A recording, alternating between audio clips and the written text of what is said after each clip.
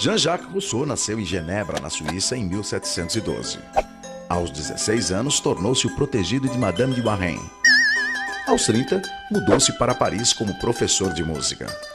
Colaborou com a famosa enciclopédia de Diderot e d'Alembert no Verbete Musica.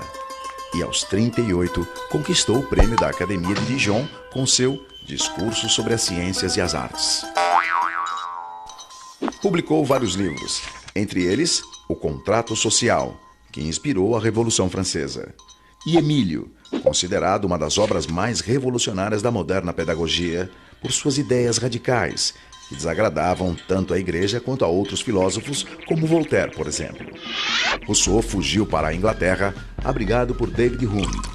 Dedicou seus últimos tempos à autobiografia Confissões, falecendo aos 66 anos em Hermenonville, na França. A ti me dirijo, mãe amorosa e prudente, que soubeste te apartar da estrada trilhada. Assim registra o prefácio do livro Emílio ou da Educação, inspirador de Pestalozzi e da Escola Nova, escrito por Rousseau sob forma de romance. Emílio consiste em um tratado pedagógico que une política, educação e ética, orientando pais e mestres sobre como educar naturalmente o homem ideal. O jovem Emílio, filho de um homem rico, é educado por um preceptor no convívio com a natureza, protegido dos constrangimentos sociais. Com um pé no romantismo, outro no imaginário iluminista, o texto russoniano revela a crença na educação reformadora como ponte para as transformações sociais. Emílio é o representante da espécie humana em seu potencial de virtude, educado para viver bem consigo, com sua futura companheira Sofia e com os outros, em uma sociedade livre e democrática. Lançado em 1762, o livro tornou-se um paradigma da educação no século XVIII. Contrapunha-se a visão elitista da educação como privilégio, afirmando ser um direito de todos, e criticava a pedagogia jesuíta, rígida, punitiva, mera transmissora hierárquica de conhecimentos memorizados, que tratava as crianças como adultos em miniatura. Com sua visão naturalista do mundo, baseado nas lições da natureza, Rousseau foi uma espécie de descobridor da infância, o primeiro a entender a infância como uma forma particular de ser humano, diferente da idade adulta. O aprendizado era conduzido pelos interesses do próprio aprendiz, em uma educação de dificuldades progressivas, lúdicas e interativas, que evoluíam naturalmente dos sentidos ao espírito. Se por um lado Rousseau identificava as especificidades do ser infantil, por outro projetava o homem do amanhã, delimitando claramente a fronteira entre o homem da natureza e o homem civil. O homem da natureza, foco de Rousseau, era um ser livre, espontâneo, natural. Já o civil, mascarado, degenerado pelas instituições e vigiado pelo social. Daí a necessidade de investir profundamente nesse homem da natureza, ou natural, buscando na criança a criança, com suas maneiras próprias de olhar e de sentir, sem perturbar a maturação exigida pela ordem do tempo, tampouco tentando substituir o olhar infantil pela razão adulta, tudo para fundamentar um forte lastro na virtude original. Segundo Carlota Boto, autora do livro A Escola do Homem Novo, Rousseau preconiza o primado do coração humano, desconfiando da exclusividade da razão tão em vigência na época. Para Carlota, Emílio é antes de mais nada uma obra que fala de afeto, pautando a criança pela emoção e fundindo sentimento com pensamento. O resultado, inevitavelmente, conduziria ao amor pelo conhecimento.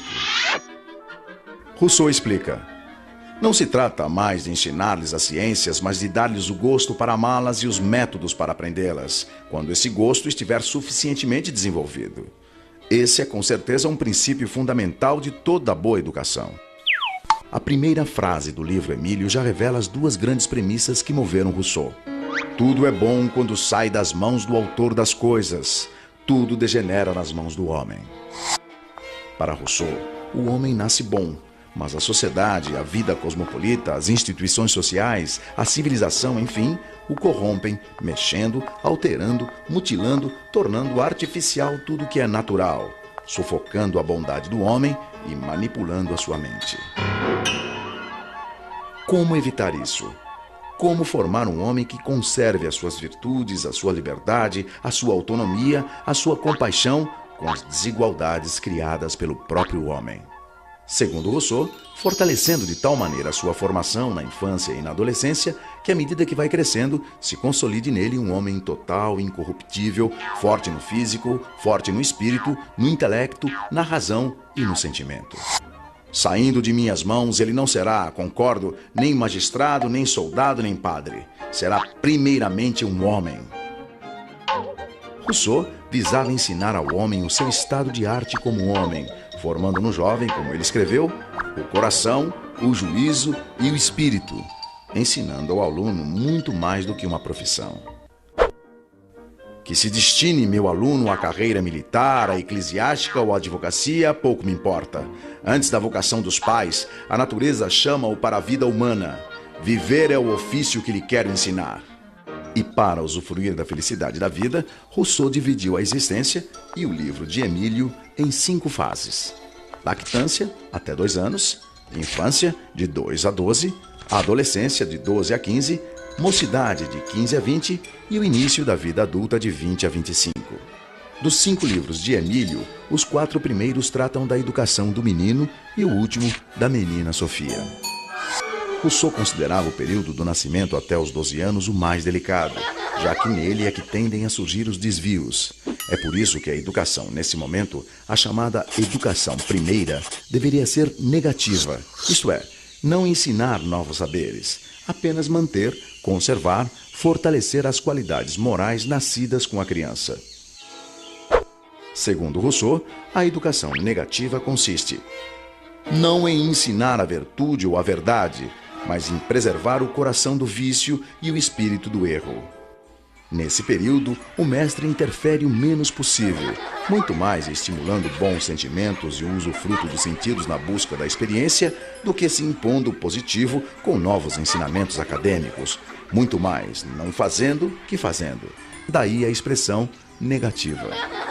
Para Rousseau, não se deve apresentar à criança ideias complexas e abstratas antes do desenvolvimento da razão, porque na infância, segundo ele, a razão dorme. Assim, a primeira etapa, quando a criança tem necessidades mais físicas, deve ser voltada a cuidar do corpo e do aperfeiçoamento dos sentidos, longe de punições. Tudo o que a criança aprende nessa primeira fase deve vir ludicamente do olhar, tocar, ouvir, sentir, provar. Exercer os sentidos, diz Rousseau. Não é somente fazer uso deles, é aprender a bem julgar por eles, é aprender, por assim dizer, a sentir. Para Rousseau, aprende-se na vida com 3 mestres: com a natureza, com as coisas e com as pessoas. Só no início da adolescência, quando a razão começa a surgir, é que as pessoas, e não mais apenas a natureza e as coisas, passam a ter importância no processo educativo. Só então os livros e as operações abstratas são apreciados. E Emílio, enfim, pode vir a se completar como adulto e homem total da utopia de Rousseau. Assim, seu corpo e seu espírito se exercitam ao mesmo tempo. Quanto mais se faz forte e robusto, mais se torna sensato e judicioso. É o meio de ter um dia aquilo que julgam incompatível e que quase todos os grandes homens reuniram em si: a força do corpo e da alma, a razão de um sábio e o vigor de um atleta.